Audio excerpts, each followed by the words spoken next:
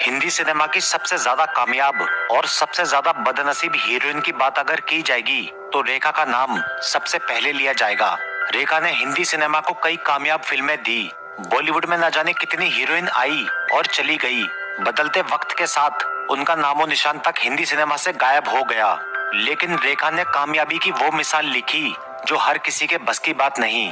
अपनी खूबसूरती और अदाओं से सबको दीवाना बनाने वाली रेखा सबसे रहस्यमयी औरत भी बताई जाती है, मगर इस खूबसूरत हीरोइन की किस्मत ने हमेशा ही उन्हें धोखा दिया। रेखा ने फिल्मों में तो कामयाबी पा ली, लेकिन रियल लाइफ में रेखा ने हमेशा हार का ही सामना किया। रेखा तब भी अकेली थी और आज भी अकेली है।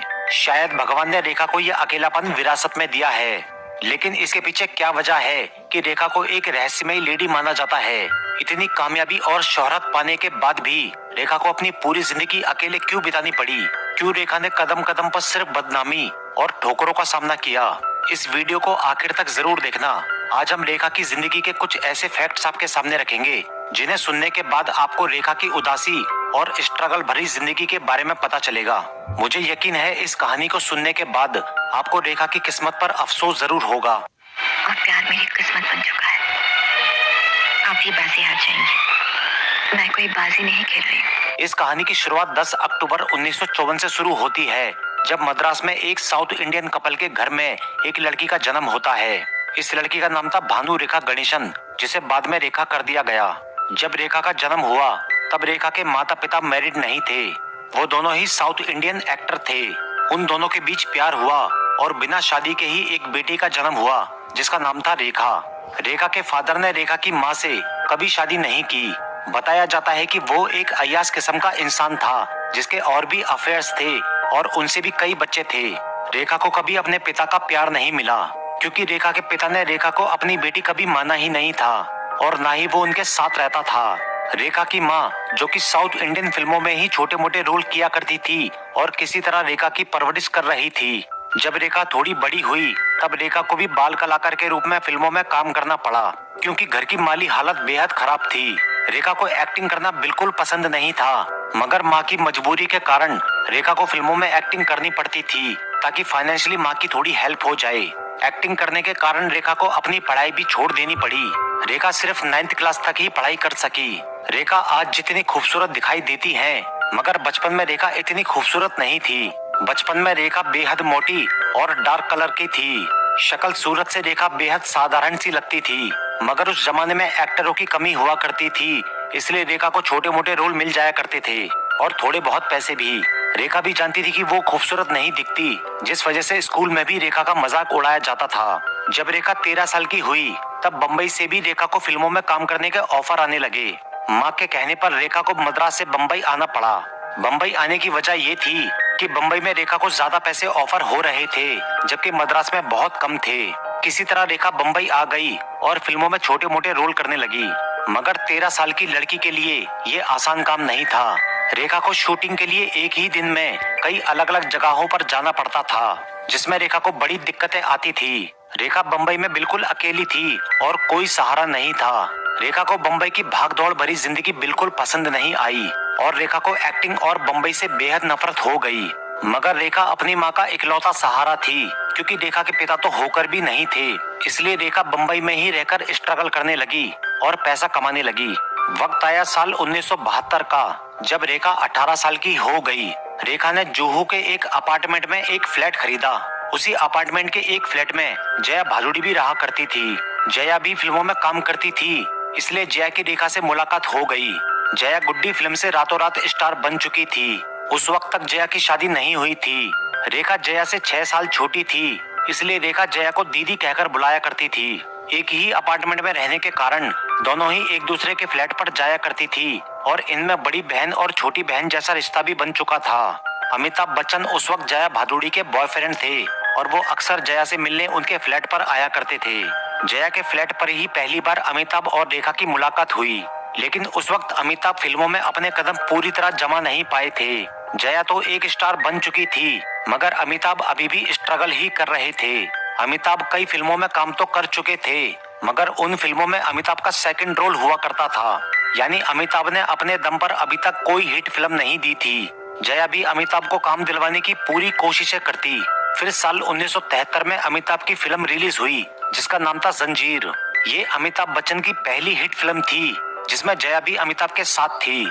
इस फिल्म की कामयाबी के बाद अमिताभ ने जया भादुड़ी से शादी कर ली। जया अमिताभ की जिंदगी में बेहद लकी साबित हुई। जंजीर फिल्म और जया से शादी करने के बाद अमिताभ को लगातार कई फिल्में मिलनी शुरू हो गई। साल 1975 में अमिताभ ने 2 सबसे बड़ी सुपर हिट फिल्में दी जिसमें एक थी दीवार और दूसरी थी शोले।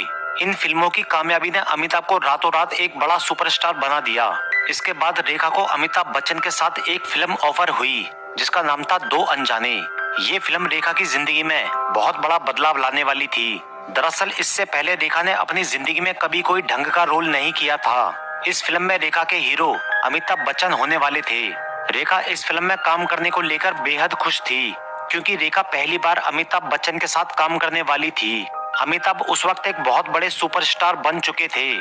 फिल्म की शूटिंग तो शुरू हो गई मगर रेखा और अमिताभ बच्चन में जमीन आसमान का फर्क था। जहां एक तरफ अमिताभ बच्चन अपने डिसिप्लिन के लिए फिल्म इंडस्ट्री में काफी मशहूर थे, वहीं रेखा अपने इनडिसिप्लिन के लिए बहुत मशहूर थी। अमिताभ हमेशा सही टाइम पर फिल्म के सेट पर पहुंच जाते थे।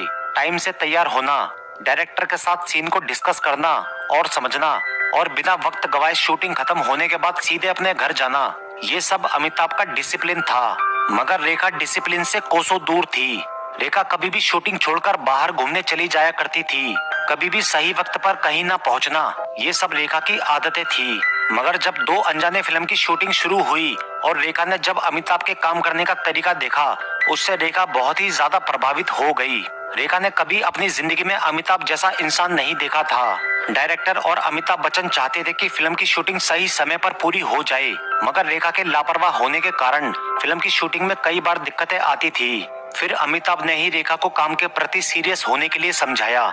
उसके बाद अचानक ही रेखा में बड़े गजब के बदलाव आ गए। रेखा भी अमिताभ की तरह बहुत डिसिप्लिन बन गई। अमिताभ का ऐसा असर हुआ था रेखा पर कि सबको हैरान करते हुए रेखा ने सुबह 6 बजे सबसे पहले ही फिल्म के सेट पर पहुंचना शुरू कर दिया था। रेखा अमिताभ से बहुत कुछ सीखने लगी। वो अमिताभ को देखती और ऑब्जर्व करती। दो अनजाने फिल्म की शूटिंग कलकत्ता में हुई थी। अमिताभ कलकत्ता शहर से बहुत अच्छी तरह से वाकिफ थे क्योंकि अमिताभ फिल्मों में आने से पहले कई साल कलकत्ता में रह चुके थे। मगर रेखा कलकत्ता के बारे में कुछ नहीं जानती थी। ये सभी एक ग्रैंड होटल में ठहरे थे। शूट के बाद रेखा काफी सारा समय अमिताभ के साथ ही बिताती थी। अमिताभ कलकत्ता से जुड़ी अपनी यादों के बारे में रेखा को बताते थे। फ्री समय पर दोनों ही अक्सर कलकत्ता शहर घूमने चले जाते थे। रेखा धीरे धीरे अमिताभ के करीब आने लगी थी। दो अनजाने फिल्म की शूटिंग पूरी हो गई और 1976 में रिलीज भी हो गई। फिल्म सुपर हिट तो नहीं हुई मगर कामयाब फिल्म रही। पहली बार रेखा के काम की बहुत तारीफ हुई। रेखा की रिस्पेक्ट होने लगी और रेखा की गिनती एक अच्छी एक्ट्रेस में भी होने लगी। रेखा ने सारा क्रेडिट अमिताभ बच्चन को दे दिया। रेखा अमिताभ की परफेक्शनिस्ट से बहुत इम्प्रेस थी। जाहिर था कि रेखा अमिताभ की तरफ खींची चली जा रही थी। सिमी ग्रेवाल के शो में रेखा ने कहा था कि अमिताभ शादीशुदा हैं, इस बात से कोई फर्क नहीं पड़ता था। मैं इस इंसान के साथ जुड़ना चाहती थी। मैं उसका घर नहीं तोड़ना चाहती, पर मैं उस इंसान के एहसास के साथ जीना चाहती हूँ। अमिताभ का ऐसा असर हुआ था रेखा पर कि रेखा ने अपनी लैंग्वेज पर काम करना शुरू कर दिया था। खूबसूरत दिखने के लिए अपनी फिटनेस और खाने पीने पर ध्यान देना शुरू कर दिया था। अमिताभ वेजिटेरियन थे, इसलिए रेखा भी वेजिटेरियन बन गई और शरीर फिट रखने के लिए योगा भी शुरू कर दिया था। रेखा बहुत अच्छे से सजने संवरने लगी। रेखा ने हर बार यही कहा कि अमिताभ की वजह से ही मैंने खुद को बदला है।